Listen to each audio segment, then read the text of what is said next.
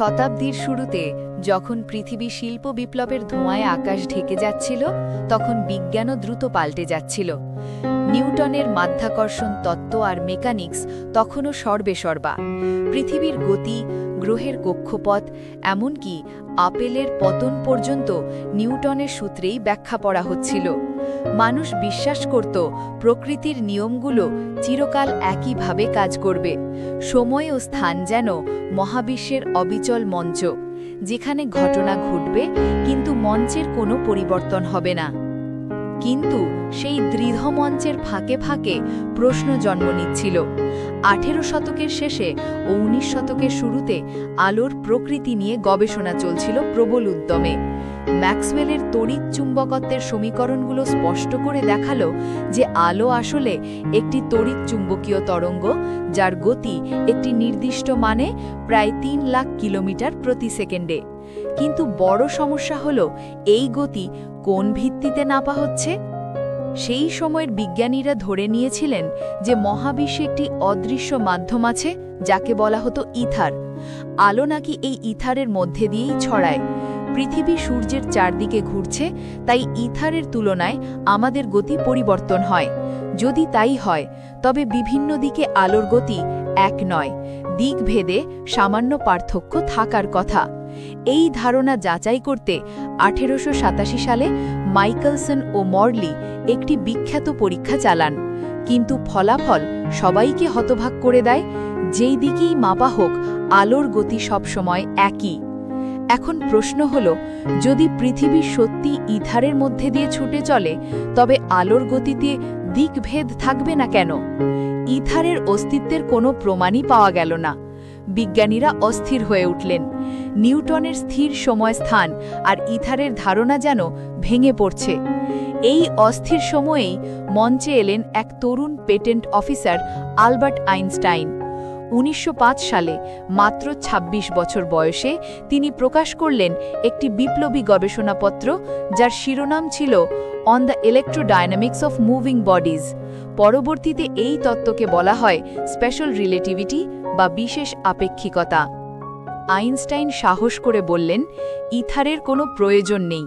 প্রকৃতির সব আইন এমন হতে হবে যে কোনো পর্যবেক্ষক, যদি সে সমান গতিতে চলমান হয়, সবসময় একই নিয়ম দেখতে পাবে, এবং সবচেয়ে গুরুত্বপূর্ণ, আলোর গতি সবার জন্য একই। কিন্তু যদি আলোর গতি সর্বত্র সমান থাকে, তবে কিছু না কিছু বদলাতেই হবে, কারণ আমরা জানি গতি সমান দূরত্ব বাই সময়। গতি স্থির রাখতে হলে হয় দূরত্ব বদলাবে, নয়তো সময়। আইনস্টাইন প্রমাণ করলেন সময় ও স্থান নিজেরাই পরিবর্তিত হয়। এই ধারণা এতটাই অদ্ভুত ছিল যে প্রথমে অনেকেই একে কল্পকাহিনী ভেবেছিল। ভাবো, তুমি একটি দ্রুতগামী ট্রেনে বসে আছো, যা আলোর কাছাকাছি গতিতে চলছে। বাইরে একজন পর্যবেক্ষক দাঁড়িয়ে আছেন। তোমরা দুজনেই একই ধরনের ঘড়ি ধরেছ। যাত্রা শেষে দেখা যাবে তোমার ঘড়ি ধীরে চলেছে, তোমার কাছে সময় যেন লম্বা হয়ে গেছে। এটাকে বলা হয় টাইম ডাইলেশন, অর্থাৎ গতি যত বাড়বে তত সময় ধীরে যাবে। যদি কেউ আলোর গতি ছুঁতে পারে, তার কাছে সময় প্রায় থেমে যাবে। এখানেই শেষ নয়, শুধু সময় নয়, স্থানও পরিবর্তিত হয়। ট্রেনের দৈর্ঘ্য বাইরের মানুষের চোখে সংকুচিত মনে হবে। এই ঘটনাকে বলা হয় লেন্থ কন্ট্রাকশন, অর্থাৎ গতি যত বেশি তত বেশি সংকোচন। আমাদের চারপাশের বিশ্বে গতি এত কম যে আমরা এই প্রভাব বুঝতে পারি না, কিন্তু মহাজাগতিক গতিতে এগুলো বাস্তব। এই দুই অদ্ভুত ফলাফল আসে দুটি সহজ নীতি থেকে। 1. পদার্থবিজ্ঞানের আইন সব সমান গতির পর্যবেক্ষকের জন্য একই। 2. আলোর গতি সর্বত্র সমান। এই দুটি নীতি একত্র করেই আইনস্টাইন নিউটনের চিরস্থায়ী সময়ের ধারণা ভেঙে দেন। সময় আর স্থানের কোনো আলাদা অস্তিত্ব নেই, তারা একে অপরের সাথে জড়িয়ে আছে। একে বলা হয় স্পেস টাইম বা সময়কাল। আমাদের মহাবিশ্বের আসল মঞ্চ হল এই স্থানকাল, যা কঠিন নয় বরং নমনীয়। আইনস্টাইনের সমীকরণগুলো শুধু সময় আর স্থানের রহস্যই খোলেননি, ভর আর শক্তির সম্পর্ক নতুনভাবে ব্যাখ্যা করেছেন। তার বিখ্যাত সমীকরণ E = mc² বলছে ভর আর শক্তি আসলে একই সত্তার দুই রূপ। অল্প ভর থেকেও বিপুল শক্তি পাওয়া যায়। এই ধারণাই পরে পারমাণবিক শক্তি, পারমাণবিক বোমা কিংবা নক্ষত্রের শক্তির উৎস ব্যাখ্যা করতে সাহায্য করেছে। বিশেষ আপেক্ষিকতা প্রকাশের পর বিশ্ব যেন নতুন করে মহাবিশ্বকে দেখতে শিখল। কিন্তু আইনস্টাইনের মনের প্রশ্ন এখানেই থামেনি। তিনি ভাবলেন, আলো যদি সবার জন্য একই গতি নিয়ে চলে, তবে মাধ্যাকর্ষণ বা মহাকর্ষের সাথে এর সম্পর্ক কি? নিউটন বলেছিলেন মহাকর্ষ হলো এক ধরনের টান যা দূর থেকে কাজ করে, কিন্তু আইনস্টাইন বুঝতে পারলেন এই ব্যাখ্যা অপূর্ণ। তিনি কল্পনা করলেন একটি সহজ দৃশ্য। ধরো তুমি একটি লিফটে দাঁড়িয়ে আছো। লিফট হঠাৎ উপরের দিকে দ্রুত গতিকে উঠতে শুরু করল। তোমার পায়ের নিচে মেঝের চাপ অনুভূত হবে, যেন কিছু একটি অদৃশ্য শক্তি তোমাকে নিচের দিকে ঠেলে দিচ্ছে। এখন ধরো তুমি মহাশূন্যে আছো, যেখানে কোনো মাধ্যাকর্ষণ নেই। যদি লিফট ঠিক একই হারে ত্বরান্বিত হয়, তবুও তুমি মেঝের চাপ ঠিক একইভাবে অনুভব করবে। এখানে তুমি বুঝতে পারবে না তুমি পৃথিবীর মাধ্যাকর্ষণে দাঁড়িয়ে আছো না কেবল একটি দ্রুতগামী লিফটে। এই ধারণাকে বলা হয় ইকুইভ্যালেন্স প্রিন্সিপল বা সমতুল্যতার নীতি। এই নীতি থেকে আইনস্টাইন ১৯১৫ সালে আরেকটি বিপ্লবী তত্ত্ব উপস্থাপন করলেন, সাধারণ আপেক্ষিকতা। এই তত্ত্বে তিনি বললেন মহাকর্ষ আসলে কোনো অদৃশ্য টান নয়, বরং ভর বিশিষ্ট বস্তু চারপাশের স্থানকালকে বাঁকিয়ে দেয়, আর অন্য বস্তু সেই বাঁকানো পথ ধরে চলে। আমরা যা মহাকর্ষ বলে অনুভব করি তা আসলে স্থানকালের এই বাঁক। ভাবো সূর্যের চারপাশে পৃথিবীর আবর্তন। নিউটনের মতে সূর্যের টানে পৃথিবী ঘুরছে, কিন্তু আইনস্টাইন বললেন সূর্য তার ভরের কারণে আশেপাশের স্থানকালকে বাঁকিয়ে দিয়েছে। পৃথিবী সেই বাঁকানো পথ ধরে চলে, যেমন একটি বোলিং বল যদি রাবারের চাদরের ওপর রাখা হয়, চাদর ডেবে যায়, আর ছোট বলগুলো সেই ডেবে যাওয়া পথে ঘুরতে থাকে। এই তত্ত্বের সবচেয়ে ড্রামাটিক প্রমাণ আসে ১৯১৯ সালের সূর্যগ্রহণে। সেই গ্রহণের সময় জ্যোতির্বিজ্ঞানীরা সূর্যের চারপাশ দিয়ে আসা নক্ষত্রের আলো পর্যবেক্ষণ করেন। দেখা গেল আলো সূর্যের কাছ দিয়ে যাওয়ার সময় আসল অবস্থান থেকে সামান্য বেঁকে গেছে, ঠিক যেমন আইনস্টাইন ভবিষ্যদ্বাণী করেছিলেন। স্থানকাল সত্যিই বাঁকছে। এই আবিষ্কার শুধু জ্যোতির্বিজ্ঞানের জন্যই নয়, মানব মনের জন্য এক মহাবিপ্লব। সময় আর স্থান আর কোনো নিরপেক্ষ মঞ্চ নয়, তারা নিজেরাই পরিবর্তনশীল। মহাবিশ্ব এখন একটি জীবন্ত, গতিশীল সত্তা। কিন্তু এই তত্ত্ব শুধু নক্ষত্রের আলো বাঁকাচ্ছে না, ভবিষ্যতের নানা সম্ভাবনার দরজাও খুলে দিচ্ছে। ব্ল্যাক হোলের অস্তিত্ব, মহাবিশ্বের সম্প্রসারণ, মহাকর্ষীয় তরঙ্গ, সবকিছুর পূর্বাভাস লুকিয়ে আছে এই সাধারণ আপেক্ষিকতার মধ্যে। আইনস্টাইনের সাধারণ আপেক্ষিকতা এক বিশাল প্রশ্নের জন্ম দেয়। যদি কোনো বস্তুর ভর এত বেশি হয় যে সে চারপাশে স্থানকালকে সীমাহীনভাবে বাঁকিয়ে ফেলে, তাহলে কি ঘটে? ভাবো একটি নক্ষত্র সূর্যের চেয়ে বহুগুণ বেশি ভর নিয়ে জ্বলছে। কোটি কোটি বছর ধরে সে হাইড্রোজেন পোড়াচ্ছে, আলো আর তাপ ছড়াচ্ছে। একসময় তার জ্বালানি ফুরিয়ে যায়। তখন ভেতরের চাপ আর বাইরের মহাকর্ষের টান একে অপরকে ভারসাম্যে রাখতে পারে না। ফলাফল নক্ষত্র ধসে পড়ে। যদি ভর যথেষ্ট বেশি হয়, নক্ষত্র ধসে গিয়ে এমন এক বিন্দু তৈরি করে যেখান থেকে আর কিছুই বেরোতে পারে না, এমনকি আলোও নয়। এই অঞ্চলকেই আমরা বলি ব্ল্যাক হোল। আইনস্টাইনের সমীকরণ থেকেই এর পূর্বাভাস পাওয়া যায়। সেই সময় ব্ল্যাক হোলকে কেবল গাণিতিক কল্পনা মনে করা হতো। একটি বস্তু যেখান থেকে আলো বেরোতে পারে না, এটা যেন কল্পকাহিনীর চেয়েও বেশি কিছু নয়। কিন্তু পরবর্তী দশকগুলোতে জ্যোতির্বিজ্ঞানীরা প্রমাণ পেতে শুরু করলেন যে ব্ল্যাক হোল সত্যিই রয়েছে। মহাবিশ্বের কেন্দ্রে, গ্যালাক্সির হৃদয়ে আর ভেঙে পড়া নক্ষত্রের অবশিষ্টাংশে সর্বত্রই তারা লার্কিং করছে। আইনস্টাইনের তত্ত্ব বলছে ভর শুধু বস্তু নয়, আলোও প্রভাবিত হয়।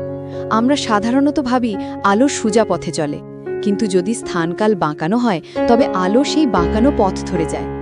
১৯১৯ সালে সূর্যগ্রহণের ঘটনা আমরা আগেই বলেছি, যেখানে সূর্যের পাশে আসা নক্ষত্রের আলো বেঁকে গিয়েছিল।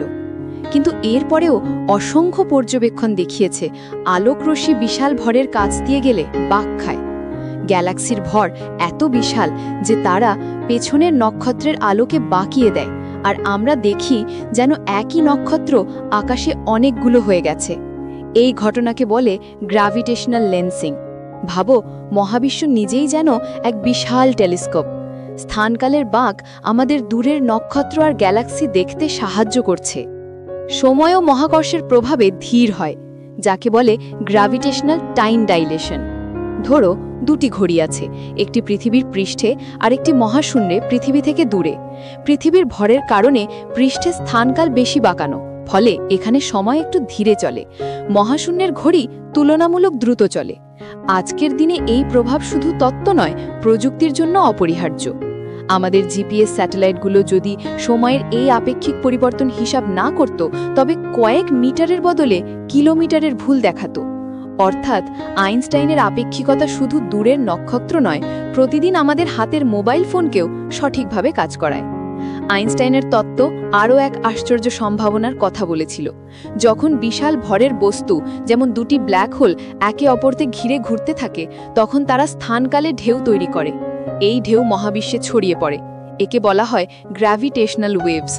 অনেক দশক ধরে বিজ্ঞানীরা এটার অস্তিত্ব খুঁজছিলেন। অবশেষে 2015 সালে লাইগো নামের এক বিশাল ডিটেক্টর প্রথমবার এই তরঙ্গ শনাক্ত করে। দুটি ব্ল্যাক হোল একে অপরকে আঘাত করে একীভূত হয়েছিল, আর সেই সংঘর্ষের ঢেউ 100 কোটিরও বেশি আলোকবর্ষ দূর থেকে আমাদের কাছে পৌঁছায়। ভাবো, আইনস্টাইন 1 শতাব্দী আগে যা কেবল গাণিতিকভাবে দেখিয়েছিলেন, তা আজ আমরা সরাসরি শুনতে পাচ্ছি, মহাবিশ্বের ঢেউয়ের সুর। আইনস্টাইনের সাধারণ আপেক্ষিকতা শুধু স্থানকাল বাঁকাচ্ছে না, বরং মহাবিশ্বের ভবিষ্যৎ নিয়েও ইঙ্গিত দিচ্ছে। তার সমীকরণগুলোতে দেখা যায় মহাবিশ্ব স্থির থাকতে পারে না, এটা হয় প্রসারিত হবে, নয়তো সংকুচিত হবে। কিন্তু আইনস্টাইন নিজেই ফলাফলে বিশ্বাস করতে চাননি। তিনি ভাবলেন মহাবিশ্ব নিশ্চয়ই স্থির, তাই সমীকরণে এক কসমোলজিক্যাল কনস্ট্যান্ট যোগ করলেন, যেন মহাবিশ্ব ভারসাম্যে থাকে। কিন্তু কয়েক বছর পর এডউইন হাবল দেখালেন দূরের গ্যালাক্সিগুলো সব আমাদের থেকে দূরে সরে যাচ্ছে। মহাবিশ্ব সত্যি প্রসারিত হচ্ছে। আইনস্টাইন পরে নিজের কসমোলজিক্যাল কনস্ট্যান্টকে সবচেয়ে বড় ভুল বলেছিলেন। যদিও আজকের দিনে সেই ধ্রুবক আবার ফিরে এসেছে ডার্ক এনার্জি নামের এক রহস্য হিসেবে। আইনস্টাইনের আপেক্ষিকতা শুধু বিজ্ঞানকেই বদলায়নি, দর্শনকেও কাঁপিয়ে দিয়েছে। সময় আর স্থান যে আমাদের মনের বাইরে নিরপেক্ষ কোনো বাস্তবতা নয়, বরং পর্যবেক্ষকের সাথে পরিবর্তিত হয়, এই ধারণা মানুষকে ভেবে দেখতে বাধ্য করেছে আমরা আসলে মহাবিশ্বকে কিভাবে জানি। কোনো ঘটনা একই সময় ঘটছে কিনা তা পর্যবেক্ষকের গতির ওপর নির্ভর করে। ফলে অবজেক্টিভ রিয়ালিটি বা পরম সত্যের ধারণাই প্রশ্নবিদ্ধ হয়ে পড়ে। আইনস্টাইনের পর থেকে অসংখ্য বিজ্ঞানী তার তত্ত্বকে এগিয়ে নিয়ে গেছেন। মহাকাশযান, টেলিস্কোপ, কণাতরক সব মিলিয়ে আমরা দেখেছি আপেক্ষিকতা সর্বত্র সত্য। আজ যখন আমরা ব্ল্যাক হোলের ছবি তুলি বা মহাকর্ষীয় তরঙ্গ শুনি, তখন মনে হয় আইনস্টাইনের দৃষ্টিভঙ্গি শুধু তত্ত্ব নয়, এটা যেন মহাবিশ্বের ভাষা। মহাবিশ্বের গল্প কখনোই শেষ হয়ে যায় না। আইনস্টাইনের সাধারণ আপেক্ষিকতা স্থানকালকে নতুনভাবে সংজ্ঞায়িত করলেও এই সমীকরণের ভিতরেই এমন কিছু প্রশ্ন লুকিয়েছিল যা শত বছরের বিজ্ঞানীদেরও নিঃশ্বাস বন্ধ করে রেখেছে। মহাবিশ্বের ছোট থেকে ছোট এবং বড় থেকে বড় পরিসরে কি ঘটে, এই দুই প্রান্তের মাঝে আজও দাঁড়িয়ে আছে এক অদৃশ্য দেয়াল। একদিকে কোয়ান্টাম জগৎ, অন্যদিকে মহাকর্ষের বিশালতা। আইনস্টাইনের তত্ত্ব যে নিখুঁত সৌন্দর্য নিয়ে মহাকর্ষকে ব্যাখ্যা করল, সেটি যেন এই দেয়ালের এক পাশেই থেমে আছে। আইনস্টাইনের সময়ে কোয়ান্টাম মেকানিক্স ধীরে ধীরে মাথা তুলছিল। পরমাণুর গভীরে কণাগুলোর অদ্ভুত আচরণ, যেখানে কণা একই সাথে দুই জায়গায় থাকতে পারে কিংবা পর্যবেক্ষণের উপর নির্ভর করে নিজের অবস্থান বদলে ফেলে, এসব আইনস্টাইনের কাছে কখনোই স্বস্তিকর ছিল না। তিনি বারবার বলেছিলেন ঈশ্বর পাশা খেলেন না। তার বিশ্বাস ছিল মহাবিশ্বের নিয়ম কঠোর ও নির্ধারিত, যেমন একটা নিখুঁত সমীকরণ। কিন্তু কোয়ান্টামের জগৎ যেন তাকে ঠাট্টা করে জানিয়ে দিল প্রকৃতি মাঝে মাঝে সম্ভাবনার নাচেই মেতে থাকে। কিন্তু যতই তিনি দ্বিধাগ্রস্ত হন না কেন, বিজ্ঞান এগোতে থাকে। কোয়ান্টামের জগৎ প্রমাণ করে দেয় যে ক্ষুদ্রতম কণার গতি পুরোপুরি পূর্বাভাসযোগ্য নয়। একই সময় আইনস্টাইনের সাধারণ আপেক্ষিকতা বৃহৎ পরিসরে মহাবিশ্বের আকার ও গতি ব্যাখ্যা করতে থাকে। এ যেন দুটি সমান্তরাল মহাসড়ক, একটি অসীম ক্ষুদ্র জগৎ আর একটি অসীম বৃহৎ মহাকাশ। বিজ্ঞানীরা বারবার চেষ্টা করেছেন এই দুই পথকে একটি মহাসড়কে মিলিয়ে দিতে, কিন্তু আজও তা সম্ভব হয়নি। একে বলা হয় কোয়ান্টাম গ্র্যাভিটি সমস্যা। এই সমস্যার সমাধান ছাড়া আমরা ব্ল্যাক হোলের কেন্দ্র বা মহাবিশ্বের জন্ম মুহূর্তের আসল চিত্র জানতে পারব না। ব্ল্যাক হোলের ভেতরের কল্পনাতীত অঞ্চল এই সংঘাতের সবচেয়ে স্পষ্ট উদাহরণ। বাইরে থেকে আমরা শুধু একটি ইভেন্ট হরাইজন দেখতে পাই, যেখানে আলো ফিরে আসতে পারে না। কিন্তু এর গভীরে কি ঘটে? সাধারণ আপেক্ষিকতা বলে অসীম ঘনত্বে স্থান আর সময় একে অপরের ভেতর ধসে পড়ে, আর কোয়ান্টাম মেকানিক্স বলে কোনো বস্তু অসীম ছোট হতে পারে না, সেখানে অনিশ্চয়তা কাজ করবে। এই দুই নিয়ম একে অপরের বিপরীত কথা বলছে। এখানেই বিজ্ঞান থমকে দাঁড়ায়। হয়তো একদিন নতুন কোনো সমীকরণ আসবে যা এই দুই মহাসত্যকে একসাথে বাঁধবে, যাকে আমরা আজ থিওরি অফ এভরিথিং বলে স্বপ্ন দেখি। মহাবিশ্বের বিস্তারও আমাদের জন্য এক অনন্ত ধাঁধা। হাবলের পর্যবেক্ষণ দেখিয়েছে গ্যালাক্সিগুলো ক্রমশ দূরে সরে যাচ্ছে। এর মানে আমাদের মহাবিশ্ব একসময় অনেক ছোট ছিল। সেই বিন্দু থেকে সময়ের ঘড়ি পেছনে নিতে নিতে আমরা পৌঁছাই বিগ ব্যাংয়ের কাছে, এক অগ্নিগর্ভ মুহূর্ত যেখানে সমস্ত স্থান, সময়, শক্তি এক অবর্ণনীয় সিঙ্গুলারিটি থেকে জন্ম নিয়েছিল। আইনস্টাইনের সমীকরণ সেই জন্মের ইঙ্গিত দেয়, কিন্তু মুহূর্তের একেবারে শুরুতে গিয়ে সমীকরণ ভেঙে পড়ে। আবারও কোয়ান্টামের প্রয়োজন দেখা দেয়, কারণ ক্ষুদ্রতম সময়ের সেই বিস্ফোরণকে ব্যাখ্যা করতে হলে আমাদের এমন একটি তত্ত্ব দরকার যা মহাকর্ষ ও কোয়ান্টামকে একসাথে ধরতে পারে। কিন্তু মহাবিশ্ব কেবল জন্মের গল্প নয়, এর ভবিষ্যৎও ততটাই রহস্যময়। বিজ্ঞানীরা একসময় ভেবেছিলেন যে মহাবিশ্বের বিস্তার ধীরে ধীরে কমবে, হয়তো একদিন সব গ্যালাক্সি আবার একে অপরের দিকে টেনে এনে এক বিশাল সংকোচনে মিলিয়ে যাবে। কিন্তু ১৯৯৮ সালে জ্যোতির্বিদরা একটি অবাক করা সত্য আবিষ্কার করলেন। সুপারনোভা পর্যবেক্ষণ করে দেখা গেল গ্যালাক্সিগুলো প্রত্যাশার চেয়ে দ্রুত গতিতে সরে যাচ্ছে, যেন কোনো অদৃশ্য শক্তি মহাবিশ্বকে আরও দ্রুত টেনে প্রসারিত করছে। এই রহস্যময় শক্তির নাম দেওয়া হলো ডার্ক এনার্জি। আমরা জানি না এটি কি দিয়ে তৈরি, জানি না কোথা থেকে এসেছে, কিন্তু এটি মহাবিশ্বের প্রায় ৭০% দখল করে আছে। আইনস্টাইন একসময় যে কসমোলজিক্যাল কনস্ট্যান্ট যোগ করেছিলেন মহাবিশ্বকে স্থির রাখতে, আজ সেই সংখ্যাটাই হয়তো এই রহস্যের একটি সূত্র। ডার্ক এনার্জি যদি চিরকাল এমনভাবেই কাজ করতে থাকে, তাহলে ভবিষ্যতে মহাবিশ্বের ভাগ্য কেমন হবে? এক সম্ভাবনা হলো বিগ ফ্রিজ। গ্যালাক্সিগুলো এত দূরে সরে যাবে যে একদিন আকাশ শূন্য হয়ে যাবে, তারাগুলো জ্বালানি শেষ করে নিভে যাবে, গ্রহগুলো অন্ধকারে ঘুরবে, আর সময়ের শেষ প্রান্তে মহাবিশ্ব হবে এক ঠান্ডা, নিস্তব্ধ শূন্যতা। আরেকটি সম্ভাবনা হলো বিগ রিপ, যেখানে ডার্ক এনার্জি ত্বরান্বিত বিস্তার এত প্রবল হবে যে একসময় গ্যালাক্সি, তারা, এমনকি পরমাণু পর্যন্ত ছিন্ন ভিন্ন হয়ে যাবে। এই দুই ভয়ঙ্কর ভবিষ্যতের মাঝখানে হয়তো লুকিয়ে আছে আরও অজানা কোনো সমাপ্তি, যা আমরা কল্পনাও করতে পারি না। আইনস্টাইনের আপেক্ষিকতা শুধু মহাকাশের দূরতম প্রান্ত নয়, আমাদের দৈনন্দিন জীবনের প্রতিটি মুহূর্তে কাজ করছে। আমাদের মোবাইলের জিপিএস সিস্টেম থেকে শুরু করে আন্তর্জাতিক মহাকাশ স্টেশনের কক্ষপথ, সবখানে আপেক্ষিকতার হিসেব নেওয়া হয়। স্যাটেলাইটের ঘড়ি যদি এই সময় বিলম্বের প্রভাব মেনে না চলে, তাহলে আমাদের লোকেশন কয়েক কিলোমিটার ভুল দেখাবে। এ যেন আইনস্টাইনের তত্ত্ব নীরবে প্রতিদিন আমাদের জীবনকে শাসন করছে, অথচ আমরা তা অনুভবও করি না। তবু এই সব সাফল্যের পরেও মহাবিশ্ব যেন আইনস্টাইনের প্রতি এক শেষ প্রশ্ন রেখে গেছে। যদি সময় আপেক্ষিক হয়, তাহলে আমাদের এখন বলে যে ধারণা, সেটি কতটা বাস্তব? আপেক্ষিকতার চোখে অতীত, বর্তমান, ভবিষ্যৎ সবই এক বিশাল চিত্রের অংশ। আমরা কেবল সেই চিত্রের মধ্য দিয়ে এগোই, যেমন একটি সিনেমার ফ্রেম ধরে ধরে চলা। এই দৃষ্টিভঙ্গি আমাদের দর্শনকে নাড়িয়ে দেয়। আমরা কি সত্যিই স্বাধীন, নাকি আমাদের ভবিষ্যৎ ইতিমধ্যে স্থানকালের ভাঁজে লেখা আছে? এই প্রশ্নগুলো বিজ্ঞানকেই নয়, আমাদের অস্তিত্বকেও ঘিরে ধরে। আমরা যতই মহাবিশ্বের রহস্য উন্মোচন করি, ততই নতুন অজানা আমাদের সামনে হাজির হয়। আইনস্টাইনের তত্ত্ব হয়তো আজও মহাবিশ্ব বোঝার সবচেয়ে শক্তিশালী চাবি, কিন্তু সেই চাবি দিয়ে যে দরজাগুলো খোলা হয়েছে, সেগুলোর পেছনে অসংখ্য নতুন দরজা দেখা দিয়েছে। হয়তো আগামী শতাব্দীতে নতুন আইনস্টাইনরা জন্ম নেবেন, যারা এই অগণিত দরজা পেরিয়ে একদিন সেই এক সমীকরণ খুঁজে বার করবেন যেখানে ক্ষুদ্রতম কণার খেলা আর মহাবিশ্বের মহাকাব্য একসাথে মিলে যাবে। এই মহাবিশ্বের এই অশেষ গল্পের মধ্যে আমাদের অস্তিত্ব ক্ষুদ্র হলেও তা অর্থহীন নয়, বরং এই বিশালতার মধ্যেই আমাদের জীবনের বিস্ময় লুকিয়ে আছে। আমরা যে প্রশ্ন করি, যে কৌতূহল নিয়ে রাতের আকাশের দিকে তাকাই, সেটাই প্রমাণ করে আমরা এই মহাবিশ্বের অচেনা রহস্যের একটি অপরিহার্য অংশ। আইনস্টাইন একসময় বলেছিলেন, সবচেয়ে সুন্দর জিনিস হলো মহারহস্য। এটাই সত্যিকার শিল্প ও বিজ্ঞানের উৎস। তার এই কথায় যেন আজও প্রতিধ্বনিত হচ্ছে প্রতিটি নক্ষত্র, প্রতিটি গ্যালাক্সি, প্রতিটি অন্ধকার শূন্যতার মাঝে।